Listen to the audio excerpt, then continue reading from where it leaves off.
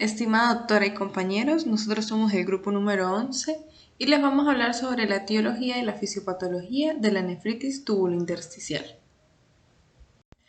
La nefritis tubulointersticial es una lesión aguda del intersticio renal que está acompañada de un daño tubular y esta puede ser aguda o crónica. Normalmente está asociada a un infiltrado inflamatorio del intersticio y se considera una reacción de hipersensibilidad retardada, es decir, una reacción de hipersensibilidad tipo 4. Iniciando con la etiología de la nefritis tubulointersticial, se sabe que en un 70% está dada por medicamentos. También puede estar dada por algunos tóxicos, algunos herbarios y sobre todo también por enfermedades autoinmunes, las cuales se van a explicar más adelante. Hablando de la etiología medicamentosa, debemos saber que cualquier medicamento podría causar esta nefritis tubulointersticial aguda, pero hay algunos factores que influyen, como por ejemplo, según la administración del medicamento.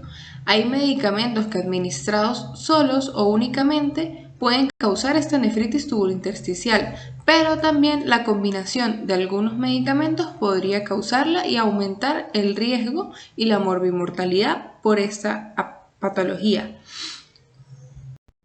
Según algunos estudios, los siguientes medicamentos son los que tienen mayor reporte de producir nefritis tubulointersticial aguda, empezando por los AINES. Cuando la nefritis tubulointersticial aguda es producida por los AINES, se instaura de forma lenta. Pueden pasar días o meses para que se instaure la enfermedad. Histológicamente se va a observar un infiltrado eosinofílico en el intersticio renal y en los exámenes de laboratorio vamos a observar una proteinuria de grado nefrótico. Por otro lado, los antirretrovirales está demostrado que causan un daño renal directo y una obstrucción tubular, por lo cual va a desencadenar la hipersensibilidad en los túbulos y en el intersticio. La diferencia es que esta no se va a asociar a un síntoma sistémico como la nefritis tubulointersticial por los AINES. Por otro lado, los antibióticos betalactámicos son la principal causa de la nefritis tubulointersticial aguda. En esta, la enfermedad se va a instaurar muy rápido, desde pocas horas hasta pocos días luego de que se administre la primera dosis del medicamento. Esta cursa con una teoría clásica de eosinofilia intersticial renal, rash generalizado y fiebre. En el laboratorio podemos encontrar proteinuria, hematuria y leucocituria. Y los principales antibióticos betalactámicos que producen la nefritis tubulointersticial aguda es la meticilina y las cefalosporinas. Por otro lado, los antibióticos no betalactámicos que tienen reportes de causar nefritis tubulointersticial, tenemos con el mayor reporte a la ciprofloxacina. Las sulfonamidas tienen reporte de causar nefritis tubulointersticial en pacientes inmunodeprimidos. La vancomicina produce necrosis y granulomas renales y las fluoroquinolonas no tienen reporte de causar nefritis tubulointersticial aguda. Asimismo, los inhibidores de la bomba de protones tienen una incidencia de causar nefritis tubulointersticial aguda de 2 pacientes por cada 100.000. Y la enfermedad se instaura de forma más lenta, 12 semanas luego de haber iniciado el consumo del medicamento de forma prolongada y continua. Generalmente es asintomática y no se asocia a síntomas de hipersensibilidad, por lo tanto es infradiagnosticada. Y por otro lado, los aminosalicilatos tienen una incidencia de 1 paciente por cada 500 y se asocia a necrosis tubular aguda y enfermedad de Berger, que es causada por depósitos de inmunoglobulina A. Por lo tanto, no es única de la nefritis tubulointersticial aguda. Asimismo, debemos saber que la injuria aguda al intersticio renal puede convertirse en una nefritis tubulointersticial crónica, ya sea porque ésta no se diagnosticó a tiempo y porque el agente etiológico no es retirado oportunamente, por lo tanto la injuria continúa y puede volverse crónico. Esto no solamente ocurre con los medicamentos, sino también, como lo veremos más adelante, con algunos tóxicos o la exposición a algunos pesticidas que frecuentemente están expuestos los agricultores. Mi nombre es Javier Medina y vamos a hablar sobre la etiología infecciosa de la nefritis tubulointersticial. La etiología de la nefritis tubulointersticial ha cambiado con el paso del tiempo, debido a que antiguamente las infecciones fueron una de las causas más comunes e importantes de dicha patología. Sin embargo, actualmente con la introducción de una amplia gama de fármacos en el manejo de aquellos pacientes con patología renal, la incidencia de los casos por infecciones ha disminuido y por el contrario, se estima que los fármacos producen el 70% de los casos de nefritis tubulointersticial. Existe una amplia gama de agentes infecciosos entre los cuales podemos destacar bacterias gram-negativas como la Legionella, Leptospira, Yersinia y virus como el citomegalovirus, así como también el virus de Epstein-Barr y bacterias gram-positivas como el Mycobacterium tuberculosis o Bacilo de Koch, el Corynebacterium difteria y el Streptococcus.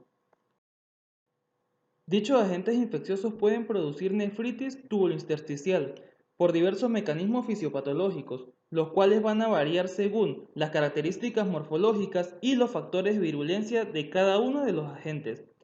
A grandes rasgos podemos agruparlos en mecanismos directos, donde el agente infeccioso produce un compromiso directo del parénquima renal, como es el caso de la pilonefritis, pero el daño también se puede producir por un mecanismo indirecto debido a la respuesta inmune descontrolada de nuestro cuerpo frente a los antígenos inmunogénicos.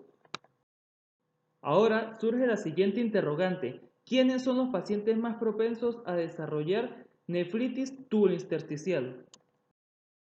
Son todos aquellos pacientes VIH positivo quienes se consideran los más susceptibles a desarrollar enfermedades de hipersensibilidad renal, y esto se debe a su condición de inmunosupresión, por lo cual presentan una mayor predisposición a padecer de coinfecciones que a su vez conllevan al uso constante de diversos medicamentos como retrovirales, antituberculosos y antimicrobianos que predisponen al desarrollar nefritis tubulointersticial. Bien, ahora continuamos con lo que está asociado a una enfermedad autoinmune. Bien, se asocia principalmente al lupus eritematoso sistémico, sarcoidosis y al síndrome de Sjögren. La principal manifestación renal de esto es una nefritis tubular intersticial crónica, que va a cursar con lo que es acidosis tubular renal y necrosis tubular aguda. La nefritis tubular intersticial es una manifestación importante de la sarcoidosis. Además de esto, el reconocimiento de granulomas no caseificantes asociado con las características inflamatorias del compromiso renal por sarcoidosis es lo que va a configurar el diagnóstico. Estos pacientes usualmente responden muy bien al manejo inmunosupresor. Otras enfermedades como la vasculitis, que típicamente se describe la poliarteritis nodosa y la enfermedad por inmunoglobulina G4, pueden presentarse asociadas a lo que es la nefritis tubular intersticial aguda, y esta última acompañada de hipocomplementemia, pancreatitis y en algunos casos glomerulonefritis membranosa. Síndrome de nefritis tubulointersticial y uveitis o TINU. Este síndrome fue descrito por primera vez en el año 1975 por Dobrin. Es una entidad rara conformada por la aparición concomitante de uveitis y nefritis tubulointersticial en ausencia de enfermedad sistémica.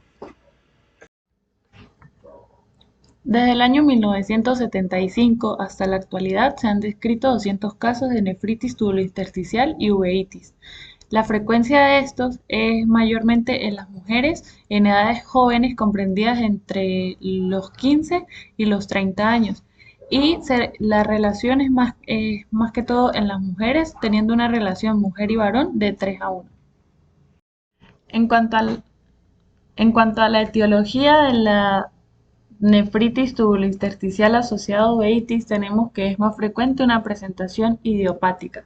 Sin embargo, se ha descrito también asociada al uso de fármacos como antibióticos y antiinflamatorios no esteroideos. También se ha asociado a infecciones virales. Sin embargo, las causas por infecciones bacterianas, causas neoplásicas e inmunológicas también deben ser tomadas en cuenta para un diagnóstico diferencial. En cuanto a la clínica, el 50% de los pacientes son asintomáticos. Sin embargo, se presenta uveitis bilateral no granulomatosa. También en la paraclínica se observan alteraciones de la urea y la creatinina, glucosuria, aminoaciduria y acidosis. A nivel fisiopatológico, se considera que la fisiopatología está dada por una reacción de hipersensibilidad tardía a antígenos endógenos, como los pueden estar presentes en las enfermedades sistémicas, o a los exógenos, como puede estar dado por los medicamentos, que son procesados por las células tubulares. Los mecanismos incluyen la aptenización de moléculas pequeñas, la activación de la respuesta inmunológica posterior a esto y por último la perpetuación del daño tubulointersticial. La mayoría de los medicamentos son moléculas pequeñas que no tienen propiedades inmunológicas en sí mismos. Sin embargo, pueden unirse a proteínas transportadoras comportándose como aptenos, los cuales van a inducir una respuesta inmunológica contra ese complejo que se forma como una especie de antígeno en la membrana basal tubular. Son estos complejos aptenotransportador los que pueden activar una respuesta inmunológica. También se cree que algunos péptidos microbianos pueden ocasionar esta misma respuesta por este mismo mecanismo. La respuesta inmunológica ocurre en tres fases. Tenemos como primera una fase de reconocimiento y de presentación del antígeno. Las células intersticiales y epiteliales lesionadas actúan como células presentadoras de ese complejo aptenotransportador y van a inducir una respuesta necroinflamatoria. Luego tenemos como segunda a la fase integrativa o reguladora. En ella ocurren eventos protectores que regulan y autolimitan la respuesta inflamatoria, donde las células T supresoras y la disminución de las moléculas del complejo mayor de histocompatibilidad de clase 2 juegan un papel importante en disminuir o en regular la respuesta necroinflamatoria que se había producido en la fase anterior. Y como tercera tenemos una fase efectora. Esta ocurre si el estímulo persiste. Las células epiteliales y endoteliales inducen la producción de citoquinas que van a perpetuar el daño por los linfocitos T, generando tubulitis y fibrosis, que es la lesión típica que nos vamos a encontrar en enfermedades crónicas. La interacción de las células infiltrantes y las células renales en esta última fase puede suprimir la inflamación en los casos leves o amplificarla en los casos graves, dependiendo de si la agente antigénica fue erradicada, como ocurre por ejemplo en el caso de las infecciones, o si fue discontinuada, como puede ocurrir en el caso del uso de fármacos. Y en este esquema podemos ver de manera más gráfica lo que se hablaba anteriormente. Tenemos las moléculas de los fármacos que en sí no van a generar una respuesta inmunológica, pero se pueden unir a proteínas, convirtiéndose en aptenos. Estas van a interactuar con las células de la membrana basal tubular, las cuales, si el estímulo persiste, van a producir citoquinas que van a estimular a los linfocitos T y van a perpetuar el daño producido por este complejo aptenotransportador.